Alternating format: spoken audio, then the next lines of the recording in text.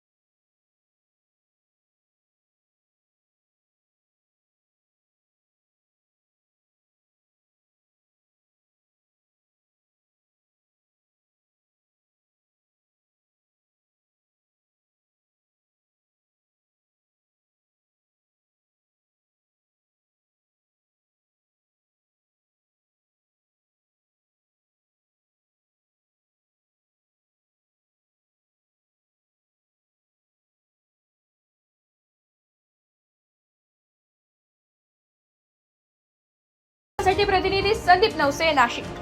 बँकेच्या माध्यमातून असे विविध प्रकारचे कार्यक्रम आम्ही नेहमी राबवत असतो।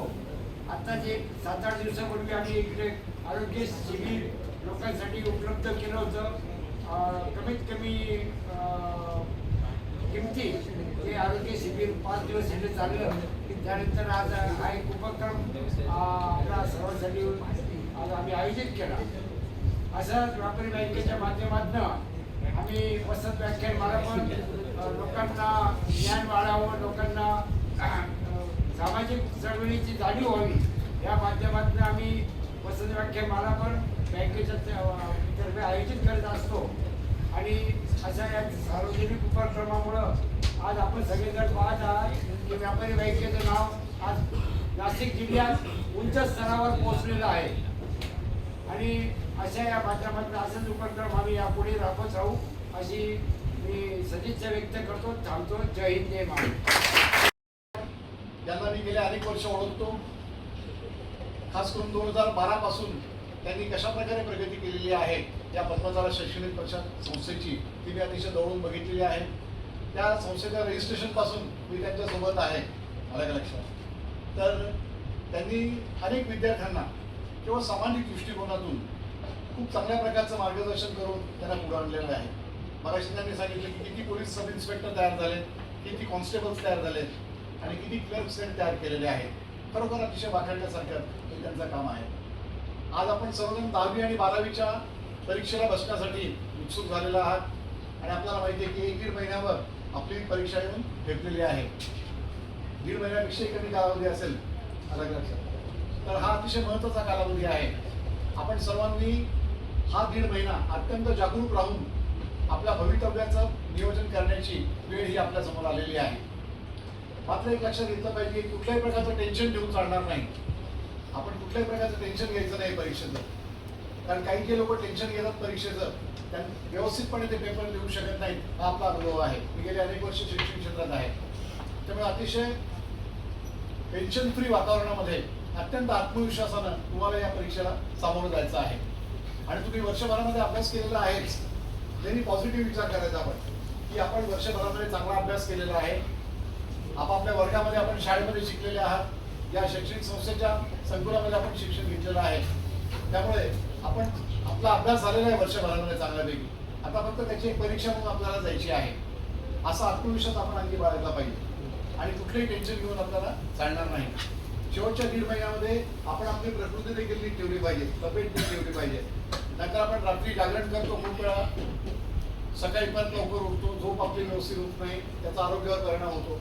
या गोष्टी आपल्याला टाळायच्या आहेत। रोज 6 तास किमान झोप झाली पाहिजे, अशा पद्धतीने आपण नियोजन करायचं आहे। आता आपल्या शाळा कॉलेज काय भाषेचा सध्या राहिलेले नाही आहेत. आता आपल्याला पूर्ण वेळ सुट्टीच आहे, म्हणजे अभ्यासासाठी पूर्ण वेळ आपल्याला मोकळा आहे.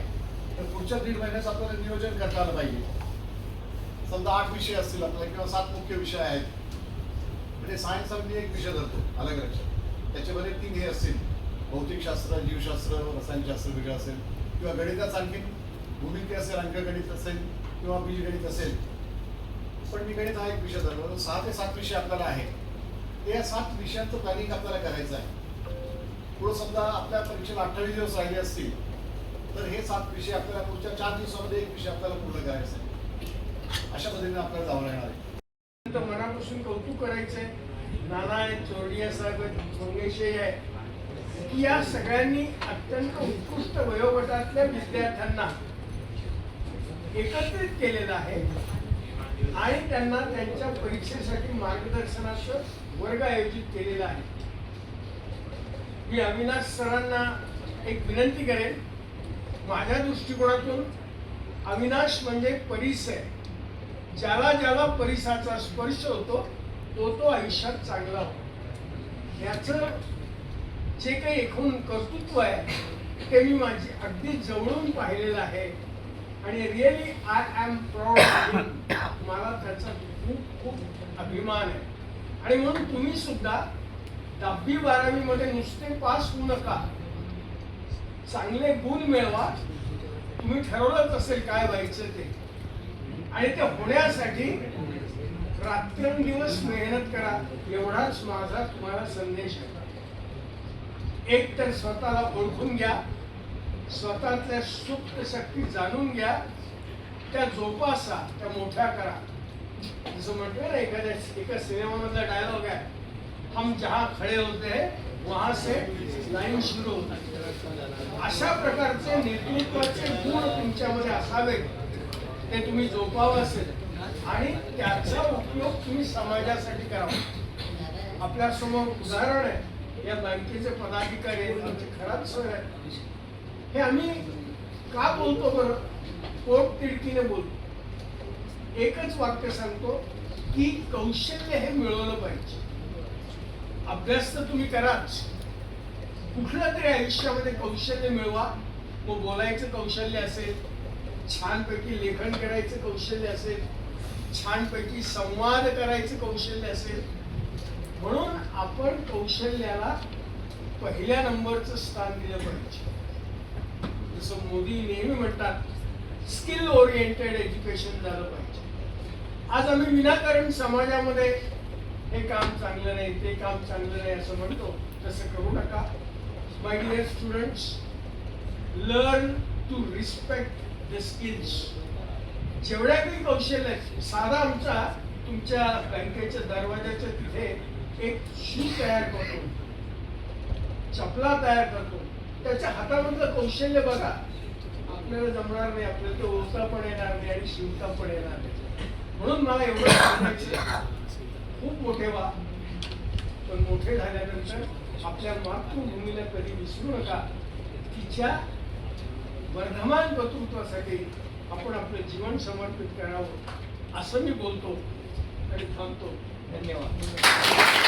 या कार्यक्रमासाठी उपस्थित असणारे व्यापारी बँकेचे अध्यक्ष सन्माननीय चोरडिया साहेब, त्याचबरोबर आमचे मार्गदर्शक सन्माननीय दत्ता नाना गायकवाड साहेब, त्याचबरोबर आमच्या शिक्षण क्षेत्रामध्ये असणारं गुरुतुल्य व्यक्तिमत्व म्हणजे सन्माननीय डॉक्टर राम कुलकर्णी सर, त्याचबरोबर या ठिकाणी उपस्थित असणारे आजचे ज्येष्ठ मार्गदर्शक, तज्ञ मार्गदर्शक सन्माननीय आनंद खरात सर. विद्यार्थी मित्रांनो, आजच्या कार्यक्रमाचा प्रास्ताविक मानताना मला अतिशय आनंद होत आहे. त्याचं महत्त्वाचं कारण आहे की नाशिक रोड देवळाली व्यापारी सहकारी बँक अशा प्रकारची बँक ज्या बँकेने अनेक यशाची शिखरं पार केलेली आहेत आणि त्या संस्थेबरोबर त्या आमच्या संस्थेचं नाव जोडलं जात आहे.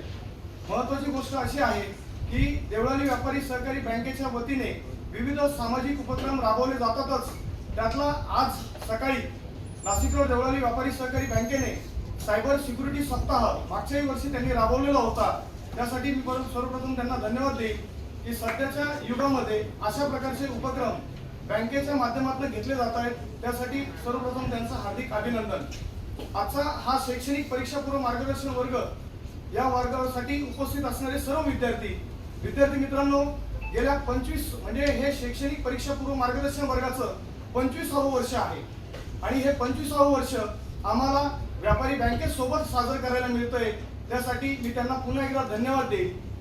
आमच्या या कार्यक्रमामध्ये सर्वात महत्त्वाचं का सुरुवात आमच्या संस्थेने शाळाबाह्य विद्यार्थी, जे विद्यार्थी शाळेत जाऊ शकत नाही, जे शिक्षणापासून वंचित आहेत, इयत्ता 10वी मध्ये 12वी मध्ये 17 नंबरचा फॉर्म भरतात आणि फॉर्म भरल्यानंतर त्या विद्यार्थ्यांना कोणत्याही प्रकारचं शाळेतनं मार्गदर्शन नसतं, शालेय बहिस्थ विद्यार्थी म्हणून त्याच्याकडे बघितलं जातं.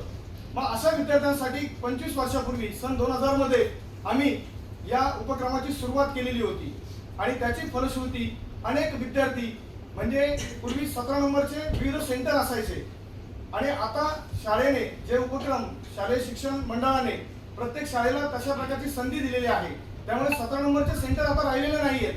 म्हणून आम्ही तोच उपक्रम सातत्याने पुढे चालू ठेवण्यासाठी दरवर्षी असे उपक्रम राबवत असतो.